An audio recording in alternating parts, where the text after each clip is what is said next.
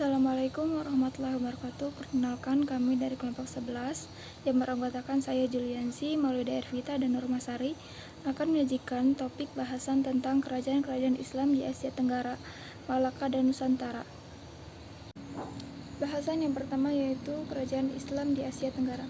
Di Asia Tenggara, Islam merupakan kekuatan sosial yang patut diperhitungkan karena hampir seluruh negara yang ada di Asia Tenggara penduduknya, baik mayoritas maupun minoritas, itu memeluk agama Islam.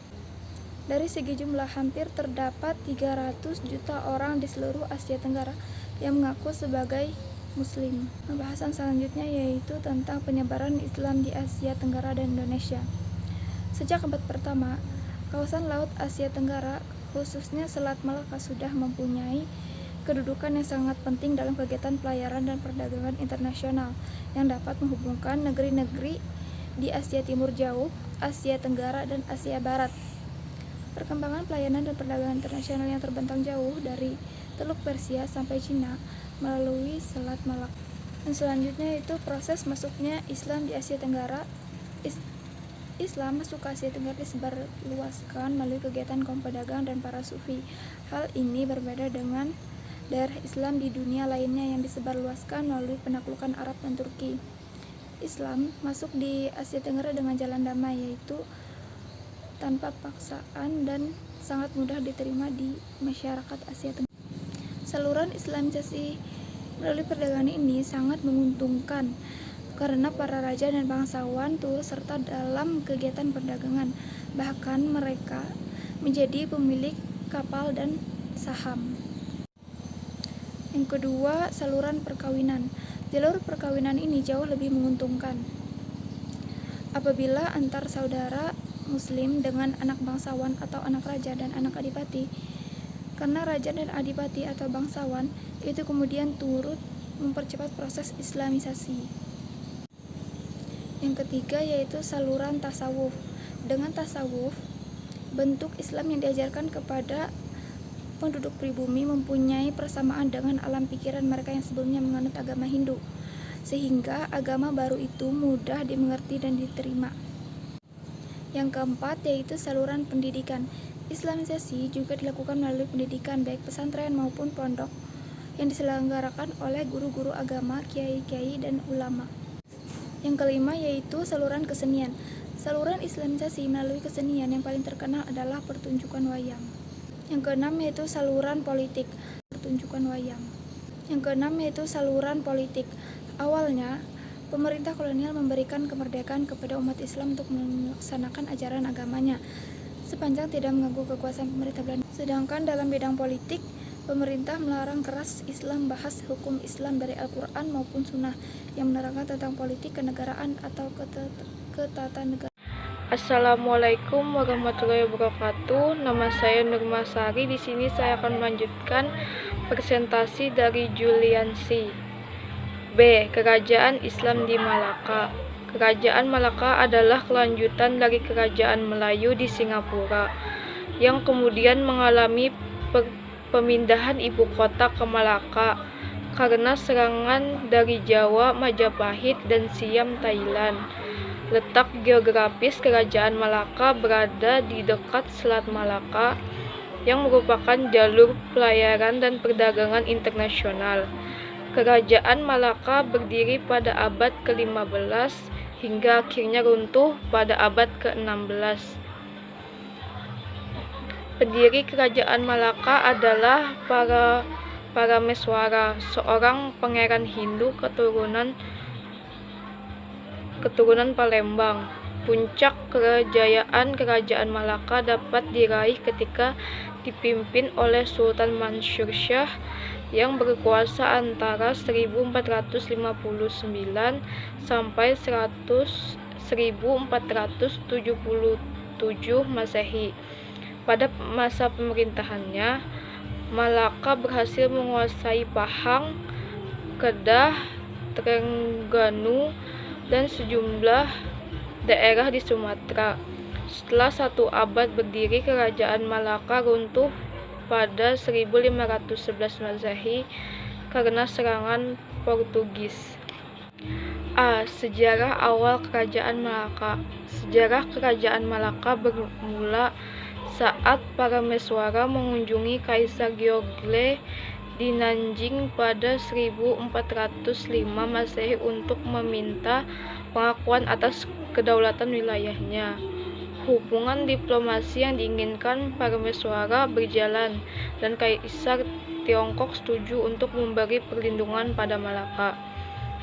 Sejak saat itu, Kerajaan Malaka berdiri dan dapat terhindar dari serangan Siam. Malaka kemudian berkembang menjadi pusat perdagangan di Asia Tenggara dan menjadi salah satu pangkalan armada Ming. Parameswara baru masuk Islam pada 1414 Masehi ketika menikahi seorang putri Muslim. Setelah masuk Islam, Kerajaan Malaka berubah menjadi kesultanan dan Parameswara mendapat gelar Sultan Iskandar Syam.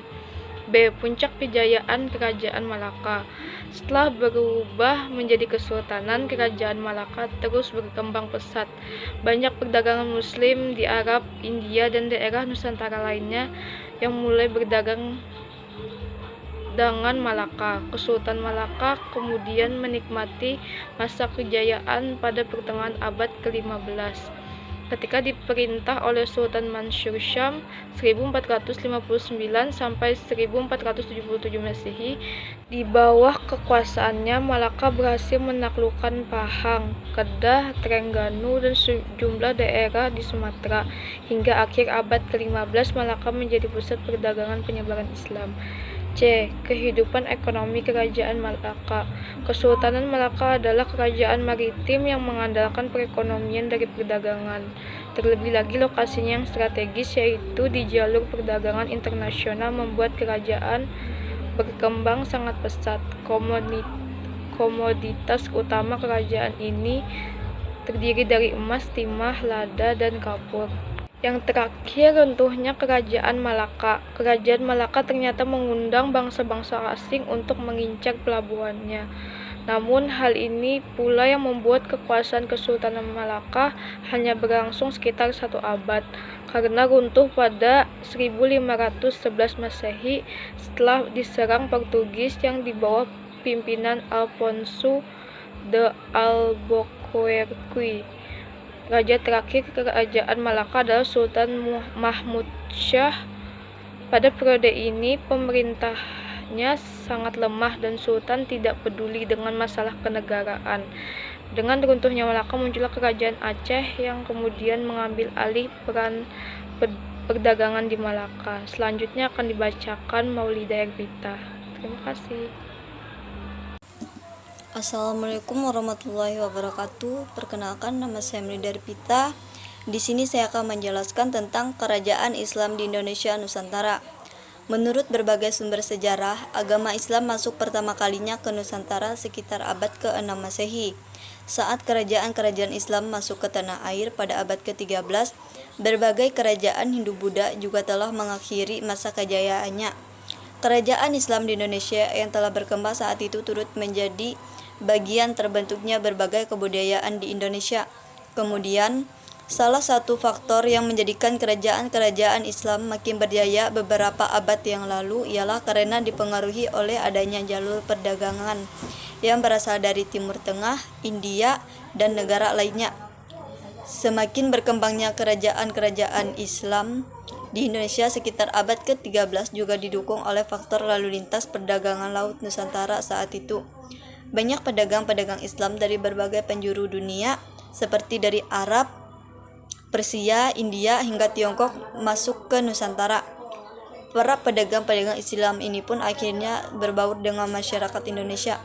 Semakin tersebarnya agama Islam di tanah air melalui perdagangan ini pun turut membawa banyak perubahan dari sisi budaya hingga sisi pemerintahan Nusantara saat itu. A. Kerajaan Islam pertama di Indonesia. Kerajaan Samudra Pasai merupakan kerajaan Islam pertama di Indonesia yang berlokasi di Aceh. Beberapa kerajaan Islam tertua di tanah air yang menjadi bukti jejak peninggalan Islam dan masih bisa disaksikan hingga hari ini. Sebagai kerajaan Islam pertama, Kesultanan Samudra Pasai seringkali dikagumi oleh berbagai orang. B. Kerajaan Islam di Jawa. 1. Kerajaan Demak. 2. Kerajaan Banten. 3. Kesultanan Cirebon. C. Kerajaan Islam di Maluku. 1. Kerajaan Jailolo. 2. Kerajaan Ternate. 3. Kerajaan Tidore. 4. Kerajaan Bacan. D. Kerajaan Islam di Sulawesi. 1. Kesultanan Buton. 2. Kesultanan Banggai. 3. Kerajaan Konawe. C. Kerajaan Islam di Nusa Tenggara Barat dan Timur. Yang ke-1 Kesultanan Bima. 2. Kesultanan Sumbawa. 3. Kerajaan Dompu.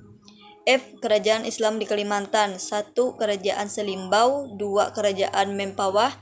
3. Kerajaan Tanjung Pura. 4. Kerajaan Landak. 5. Kerajaan Tayan. 6. Kesultanan Pasir. G. Sejarah Islam di Jawa.